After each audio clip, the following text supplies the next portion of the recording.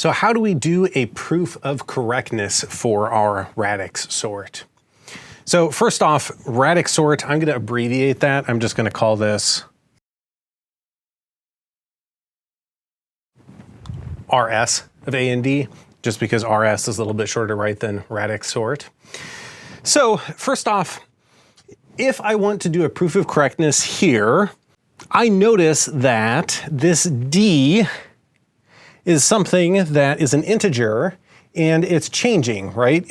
You could input a 1, you could have only single digits, or 2 digits, 3 digits, etc. So that makes me think, I'm thinking about natural numbers for this second argument D right here. So I might consider a proof by induction, and a proof by induction on just that D. So let's go ahead and start out by letting our propositional function be the following.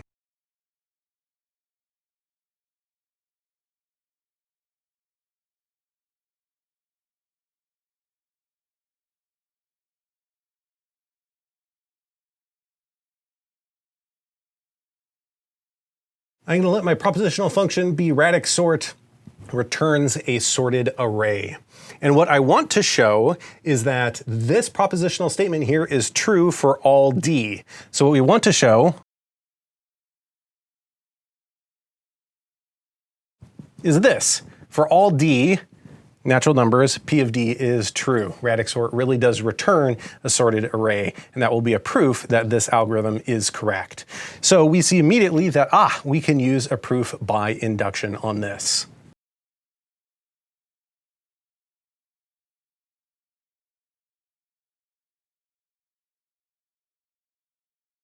So if we want to do induction on D, we first off have to consider the base case. Well, the base case in this case, well, that's the number of digits in the largest number in A. What's the smallest it could be? Well, 1, right? So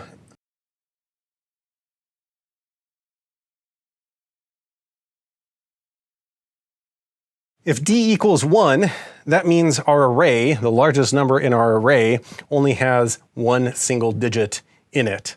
And so if we look at this loop right here, this for loop is only going to consist of one execution of this statement. Stable sort on that digit. Well, there's only one digit, so we're stable sorting, so of course it's going to return a sorted array.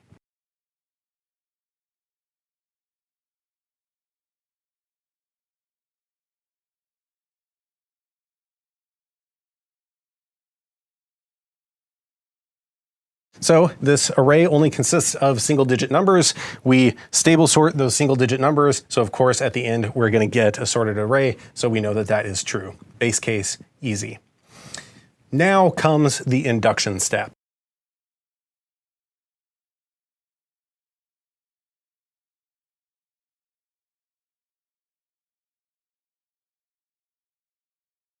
We want to show that P of D implies P of D plus 1. i.e.,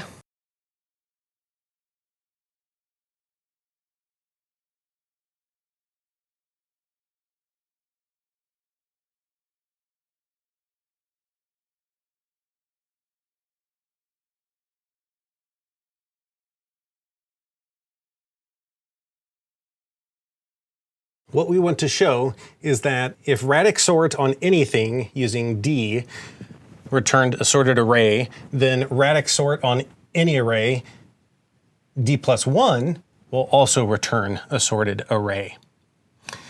So let's think about this. How could we use information about radix sort using D digits can inform using radix sort on D plus 1 digits?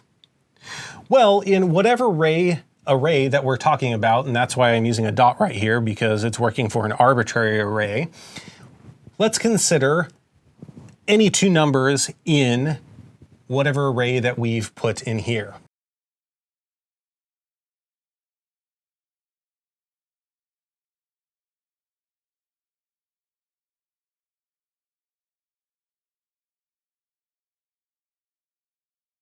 So we have D plus 1 digit numbers. Because remember, for this induction step right here, we usually proceed by using a direct proof. So I'm assuming that radix sort returns a sorted array if you're only using d digits, and I want to show that radix sort will return a sorted array when I use d+1 digits. So consider two arbitrary d+1 digit numbers, a and b. So these numbers, well, they're d+1 digit numbers, so let's go ahead and write out all their digits.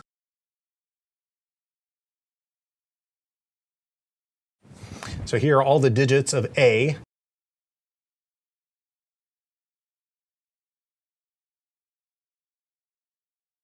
And here are all the digits of B. So, assuming our hypothesis, I want to show our conclusion. So,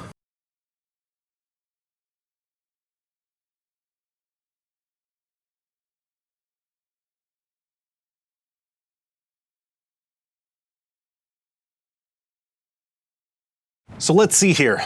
I assumed P of D. So that means radix sort would work on just this part of the array. So I know by assumption that this part of the array is already going to be sorted because that was my assumption. So the cases that I only need to compare is, what about the d plus first digit, the most significant digit in this case? Well, there are three different things that can happen, right?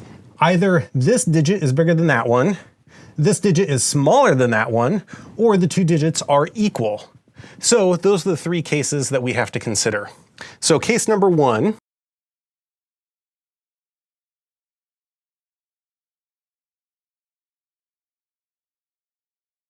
let's say that a d+1, so this very first digit right here, is smaller than that one. Then our radix sort algorithm is going to leave these numbers, a coming before b.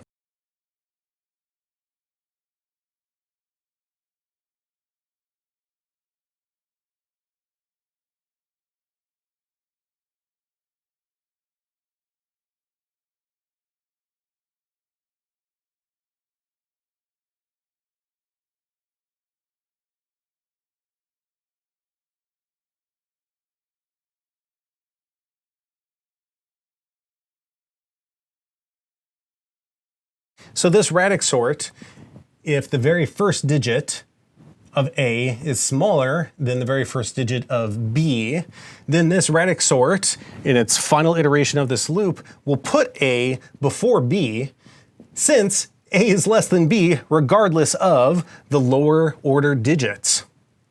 Because indeed, if this is a 1, and that's a 2, it really doesn't matter what the rest of the digits are. We know that in properly sorted order, A would then come before B. And indeed, our second case proceeds just similarly.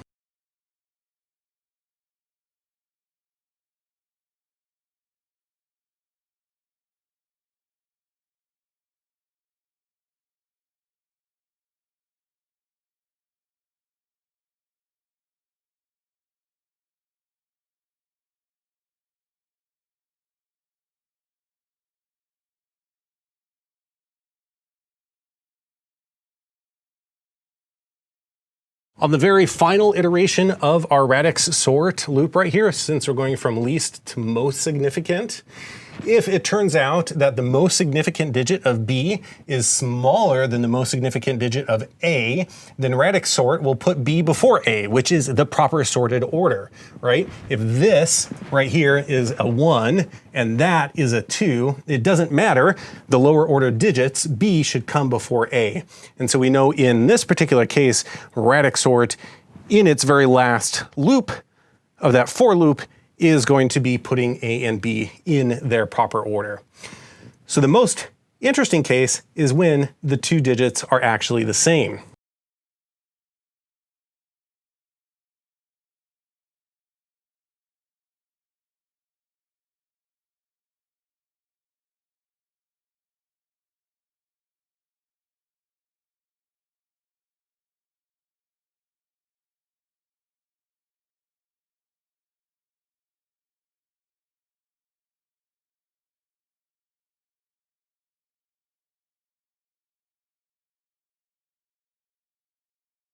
So let's think about this.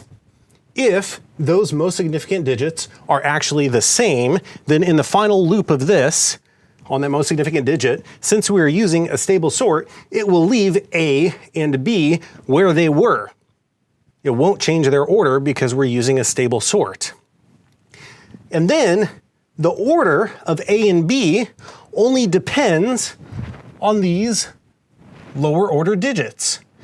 Because indeed, if this is a 1 and that's a 1, if they're the same, then their sort order depends on these lower order digits. But those lower order digits, we assumed P of D is true.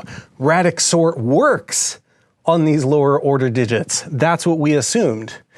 So since the sort order of A and B is only going to depend on these lower order digits, and we assumed that that is true, that means by our induction hypothesis that radix sort will indeed return the correct order.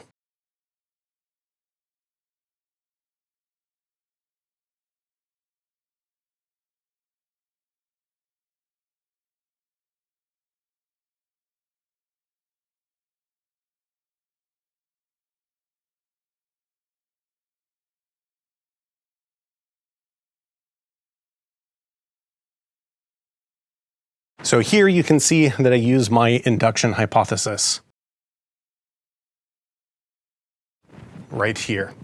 So in all three of these cases, we see that radix sort at D plus 1 really will return A and B in the proper order. And A and B were two arbitrary numbers. So this can be applied to any and all of the numbers in any array that you put in. And so because of that, that means that we can conclude, since we've looked at all the different cases,